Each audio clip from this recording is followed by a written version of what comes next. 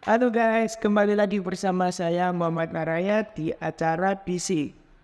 Di acara Bincang Asik kali ini kita akan membahas tentang sistem pemerintahan di Amerika Serikat dan perbandingannya dengan sistem pemerintahan di Indonesia sendiri. Oke, jadi di Bincang Asik kali ini kita kedatangan narasumber yang pastinya itu asik-asik dan kece-kece ini. Jadi karena ada slog dan tak kenal maka tak sayang, sebelum kita lanjutin, bolehlah kita kenalan dulu dikit-dikit. Mungkin dari kakaknya. Kalau aku Azhara Rahmadani, NIM 408 dan asalku dari Jombang. Kuasai dari Jombang. Jadi kesini ngekos apa emang Di sini aku emang kos. ke ngekos. Ya, Jadi pertemuan bulannya Kak saat Azhar. ya. Selanjutnya mungkin kakaknya. Oke, perkenalkan nama aku Rizal Fauzan, NIM 429, aku dari Lamongan, Tuh dari Lamongan. Panggilannya Kak Kak Fauzan. Fauzan. Selanjutnya kakaknya. Nama Funakal, aku tinggal di Sidoarjo. Oh dari Sidoarjo ya. Jadi Kak Azhar, Kak Fauzan, Emma, Kak Nafa. Oke, karena di sini kita udah saya kenal, maka kita akan lanjut ke segmen berikutnya. Jadi di sini tuh aku cuma mau tanya-tanya sedikit sih tentang gimana sih sistem pemerintahan di Amerika Serikat itu dan perbandingannya dengan di Indonesia itu gimana. Jadi kalau menurut pandangan kalian itu sistem pemerintahan di Amerika itu gimana? Mungkin ada yang mau menjawab? Baik, Kak Nafa. Jadi sistem pemerintahan di Amerika Serikat itu adalah sistem Republik Federal yang demokratis. Dalam sistem ini kekuasaan terbagi antara pemerintah federal dan pemerintah negara bagian. Terdapat juga beberapa struktur utama pemerintah Amerika Serikat yang terdiri dari 3 cabang utama pemerintah, yaitu seperti eksekutif, legislatif, dan juga yudikatif. Oke. Aku mau menambahkan sedikit ya. Sistem di Amerika Serikat itu juga menerapkan sistem checks and balance agar tidak ada salah satu cabang pemerintahan yang memiliki kekuasaan absolut. Dan Konstitusi Amerika Serikat itu merupakan dokumen tertinggi yang mengatur seluruh sistem pemerintahan. Dan dari amandemen pertama hingga terakhir itu dikenal sebagai Bill of Rights yang melindungi hak dasar warga negara. Jadi sistem pemerintahan di AS itu federal ya. Terus tiap negara bagian itu memiliki kewenangan buat mengatur daerahnya masing-masing. Menarik. Nah, terus kalau tingkatan pemerintahan di Amerika Serikat sendiri itu gimana ya? Kan kalau di Indonesia kayak ada kayak kabupaten, provinsi, kalau di Amerika Serikat sendiri itu gimana? Ya, aku jawab ya. Kalau di AS itu kan strukturnya berbeda. Jadi di sana itu ada state atau negara bagian. Nah, kalau di sini itu ibarat inilah provinsi. Kemudian ada juga county. County itu mirip kabupaten kalau di Indonesia. Kemudian ada city yang mirip kota, juga ada township, kecamatan. Nah, uniknya di setiap di Amerika ini setiap daerah itu memiliki aturan sendiri. Jadi beda dengan Indonesia. Kalau di Indonesia kan seragam pemerintahnya aturannya. Oh, berarti tingkatan pemerintahan di Amerika Serikat itu ada 4 ya? Iya. Itu di state, county, terus City, city, sama township. county. Oh, ya kurang lebih sama kayak Indonesia. Cuma di 4 tingkatan ini memiliki kewenangan sendiri buat ngatur, nggak kayak di Indonesia. Iya, seperti itu. Nah, kalau tingkatan pemerintahan lokal di Amerika Serikat sendiri itu gimana sih? Frank, kalau di Indo kita punya provinsi, kabupaten, apa kota gitu. Kalau di AS sendiri itu gimana? eh Sebenarnya kurang lebih sama ya. Cuman mungkin namanya aja yang beda. Kalau di AS itu ada yang namanya state, yaitu negara bagian. Kalau di sini semacam provinsi. Terus ada county. Kalau di Indonesia mirip kabupaten lah. Kemudian ada city, kota. Terus ada township, kecamatan. Sebenarnya bang. Jadi setiap state ini memiliki aturan sendiri di wilayahnya. Jadi mereka berhak untuk mengatur sendiri aturannya seperti apa, pajaknya seperti apa, dan lain-lain. Jadi fun fact aja, di Amerika itu ada kota di dalam kota yang mana seperti Beverly Hills yang ada di tengah-tengah Los Angeles itu mereka punya aturan sendiri, polisi sendiri, sampai dengan pajak sendiri. Keren ya. Oh, jadi tadi tingkatan pemerintahan di Amerika Serikat sendiri yang dijelasin Kak Fauzan itu ada 4 ya. Ada state, county, city, dan township. Ya, Dan keempat tingkatan ini memiliki kewenangan sendiri buat ngatur daerahnya masing-masing. Nah, kalau sistem demokrasi di Amerika Serikat sendiri sama di Indonesia itu ada perbedaan apa gimana sih? Perbedaan di Amerika Serikat dan Indonesia itu terletak pada beberapa hal seperti sistem pemerintah, pemilihan umum, dan juga pembagian kekuasaan. Kayak itu.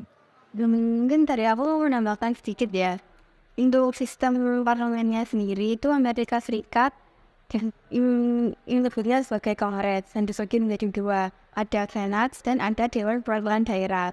Sini sama seperti di Indonesia yang juga dibagi 2, yaitu Dewan Perwakilan Daerah dan Dewan Perwakilan Rakyat. Kemudian untuk daerah otonomnya, Amerika Serikat sendiri memiliki negara bagian yang memiliki daerah otonom dan dipimpin oleh gubernur. Sama seperti di Indonesia. Namun perbedaannya adalah Indonesia tidak memiliki otonomi sebesar yang dimiliki oleh Amerika Serikat. Ya, jadi fun fact juga di Amerika Serikat itu hampir tiap tahun ada pemilihan lokal, mulai dari series, kemudian ada jaksa sampai anggota dewan. Bahkan di beberapa tempat juga hakim itu dipilih oleh rakyatnya sendiri. Jadi di sana itu mereka itu diberi kebebasan gitu untuk memilih seperti seriesnya. Jadi kalau di Indonesia kan nggak ada gitu pemilihan Kapolres, nggak ada kan. Jadi jadi itu sih fun fact-nya. Oh, jadi berarti buat sistem parlemennya sendiri itu hampir-hampir mirip ya. Kalau di Amerika Serikat kan ada Senat sama Dewan Perwakilan Rakyat. Kalau di Indonesia itu Dewan Perwakilan Rakyat sama Dewan Perwakilan Daerah. Oh, jadi itu. Dengar-dengar di Amerika Serikat itu pajak lokalnya itu beda-beda ada daerah. Kalau di Indonesia kan relatif sama nih aturannya. Kalau di Amerika Serikat sendiri itu gimana? Oke, mungkin dari aku mau tidak terkait ini ya. Pajak lokal di Amerika Serikat itu memang bervariasi dan dikelola oleh setiap negara bagian, sehingga dapat berbeda secara signifikan di setiap negara bagian maupun kota. Misalnya ada beberapa negara bagian yang menerapkan pajak konsumsi untuk barang-barang tertentu seperti bahan bakar, rokok, minuman beralkohol, dan bahkan kantong plastik. Ya benar banget ya yang disampaikan Kak Azza tadi. Jadi di Amerika Serikat itu kadang di suatu kota bisa lebih mahal atau lebih murah dibanding kota sebelahnya. Kalau di Indo kan lebih terpusat ya. Satu fun fact di Amerika Serikat ini yaitu sebutan pajak lokal, di mana kamu bisa kena 3-4 jenis pajak hanya untuk satu barang saja. Ya, karena ada pajak untuk state, country, city, dan district khusus. Jadi sangat bervariasi ya pajak lokal di Amerika Serikat sendiri itu, dan tiap pajak itu dikelola oleh masing-masing negara bagiannya sendiri. Nah, kalau di Indonesia kan ada bagian yang dikelola langsung ya sama pemerintah, kayak pertahanan, moneter, sama agama. Nah, kalau di Amerika Serikat sendiri itu sama nggak sih kayak di Indonesia? Apa gimana ya? Ya, menurut sih ada kesamaan ya dengan Amerika Serikat. Kesamaannya dalam hal sektor yang dikelola secara federal, seperti pertahanan dan moneter. Namun, pemerintah negara memiliki kewenangan yang luas dalam mengatur beberapa urusan lokal. Ya jadi benar banget ya, di Amerika itu kurang lebih sama yang dalam hal itu, mulai pertahanan, dalam moneter juga lain-lain. Cuman ada bidang tertentu seperti pendidikan, kemudian agama yang mana Amerika itu lebih menyerahkan kepada negara bagiannya. Berarti ya kurang lebih ada persamaan like sama Indonesia sendiri atau yang sektor yang dikelola secara vertikal seperti seperti pertahanan dan moneter. Cuman tidak ada perbedaan dari segi agama dan pendidikan. Nah, jadi kan dari tadi kita udah ngobrol nih tentang sistem pemerintahan di Amerika Serikat gimana, terus dari tingkatan pemerintahannya, dari pajak-pajaknya. Nah, menurut kakak-kakaknya sendiri, itu better mana sih Indonesia sama Amerika itu? Kalau menurutku sendiri lebih suka sistem di Amerika Serikat karena pemerintah pusat hanya berfokus pada beberapa hal saja. Bahkan negara bagian memiliki wewenang untuk mengurus wilayahnya masing-masing. Dan tentu saja ini lebih besar dari hak otonomi yang ada di setiap negara, yang ada di setiap daerah di Indonesia. Gitu. Dan dengan adanya hak otonomi ini membuat setiap negara bagian memiliki kewenangan untuk mengatur wilayahnya sesuai dengan kebutuhan masing-masing. Itu saja akan berefek pada kemajuan negara. Kalau menurutku sih nggak ada yang bagus ya. Maksudnya setiap negara kan menyesuaikan sama ini wilayahnya sendiri gitu, kepentingan negaranya sendiri. Jadi menurutku nggak ada yang bagus sih. Sama-sama bagus, bukan nggak ada yang bagus. Dan juga setiap sistem kan punya kelebihan dan kekurangan ya. Kalau di AS kan lebih gampang gitu. Jadi daerahnya bisa mengatur sendiri bagaimana aturannya, pajaknya. Kemudian kalau di Indonesia kan lebih ke sentralisasi, bagaimana aturannya itu diatur sama pemerintah. Di Indonesia juga ada sih desentralisasi, cuman kan dibatasi sama pemerintah, seperti itu. Menurut saya sistem yang lebih baik itu Amerika Serikat ya, karena lebih fleksibel. Namun terdapat perbedaan antar wilayah, sedangkan sistem Indonesia sendiri itu terstandarisasi, juga memudahkan pengelolaan, namun kurang fleksibel. Oh, jadi dari jawaban kalian tadi, pastinya tiap sistem pemerintahan di Amerika Serikat sendiri maupun di Indonesia itu punya kelebihan dan kekurangan sendiri. Nah, kan kita udah ngobrol agak lama juga. Aku juga udah mulai paham lah gimana sih sistem pemerintahan di Amerika Serikat itu sendiri. Jadi mungkin bisa kita akhiri saja di sini acara visi kali ini. Dan terima kasih banyak juga buat kakak-kakaknya yang sudah meluangkan waktu dan bisa hadir di acara visi kali ini. Ya, sama-sama. Nah, sekian dari acara visi kali ini. Semoga visi kali ini bisa bermanfaat bagi kalian semua. Dan jangan lupa ditunggu untuk episode bisik-bisik selanjutnya. Dan yang pasti jangan lupa untuk like, comment, and subscribe. Terima kasih. When the new Constitution was adopted in 1787, the structure of the infant government of the United States called for 3 separate branches, each with their own powers, and a system of checks and balances. This would ensure that no one branch would ever become too powerful, because the other branches would always be able to check the power of the other 2. These branches worked together to run the country and set guidelines for us all to live by. The legislative branch is described in Article 1 of the U.S. Constitution. Many people feel that the Founding Fathers put this branch in the document first because they thought it was the most important. The legislative branch is comprised of 100 U.S. Senators and 435 members in the U.S. House of Representatives. This is better known as the U.S. Congress. Making laws is a primary function of the legislative branch, but it is also responsible for approving federal judges and justices, passing the national budget, and declaring war. Each state gets 2 senators and some number of representatives depending on how many people live in that state. The executive branch is described in Article 2 of the Constitution. The leaders of this branch of government are the President and Vice President, who are responsible for enforcing the laws that Congress sets forth. The President works closely with a group of advisors known as the Cabinet. These appointed helpers assist the President in making important decisions within their area of expertise, such as defense, the Treasury, and Homeland Security. The executive branch also appoints government officials, commands the armed forces, and meets with leaders of other nations. All that combined is a lot of work for a lot of people.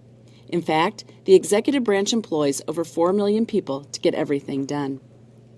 The third branch of the U.S. government is the judicial branch and is detailed in Article 3. This branch is comprised of all the courts in the land, from the federal district courts to the U.S. Supreme Court. These courts interpret our nation's laws and punish those who break them. The highest court, the Supreme Court, settles disputes among states, hears appeals from state and federal courts, and determines if federal laws are constitutional. There are 9 justices on the Supreme Court, and unlike any other job in our government, Supreme Court justices are appointed for life. If you watch the news during a presidential election, you'll hear a lot of this. What do the national polls look like? Hillary Clinton's national lead. Nationally, Joe Biden is currently ahead. But these national polls don't actually tell you who's going to win. Throw the national polls out the window. They don't matter at all. What matters are those swing states. Ah, yes, the swing states. Most democracies around the world elect their head of state with a popular vote, so whoever gets the most votes wins. But in America, we do it a little differently. The US is the only country that picks its president using something called the Electoral College. It's made up of delegates from each US state. When Americans vote for president, what they're actually voting for is who their state will vote for.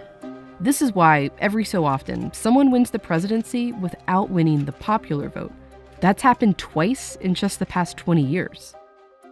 The majority of Americans do not like the system, and haven't for a long time.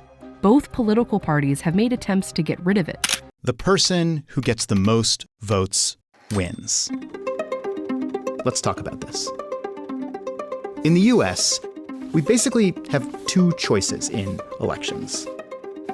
And listen, it's not going amazing. Government shutdown. Split Congress. Great divide. Cannot agree. Too polarized. Big majorities don't want either one of them running. Big majorities of us actually don't want the 2-party system at all. We want more options. But a lot of the time, we actually do have more options.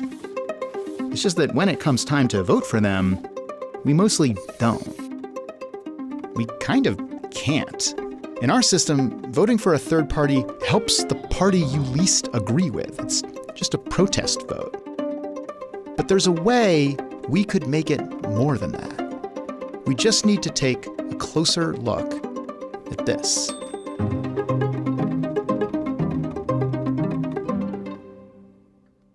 New England, the northeastern region of the US. About 15 million people live here. These 6 states send 21 representatives to Congress. And in the 2022 congressional elections, 36% of voters here voted for Republicans. Jadi bincang hasil kali ini kita kedatangan narasumber yang pastinya kece-kece dan keren-keren ini. Tetap baik sih kece-kece keren-keren.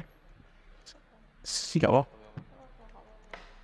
Balik.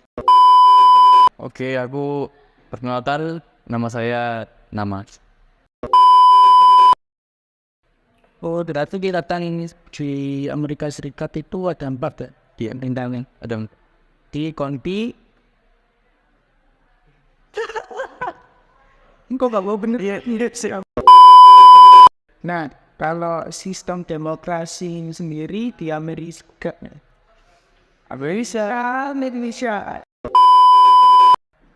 Nah, ya nanti akan kami jawab lah. Nanti bakal akan kami jawab. Nanti akan kami jawab.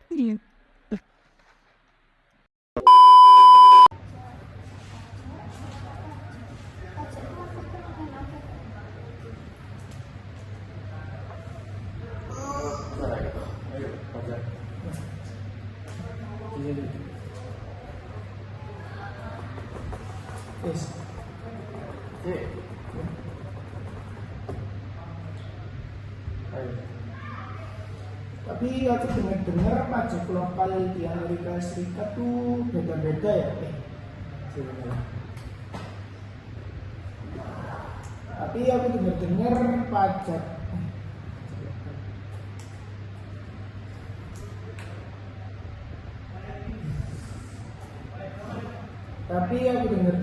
pajak lokal di Amerika Serikat itu beda-beda ya aturannya.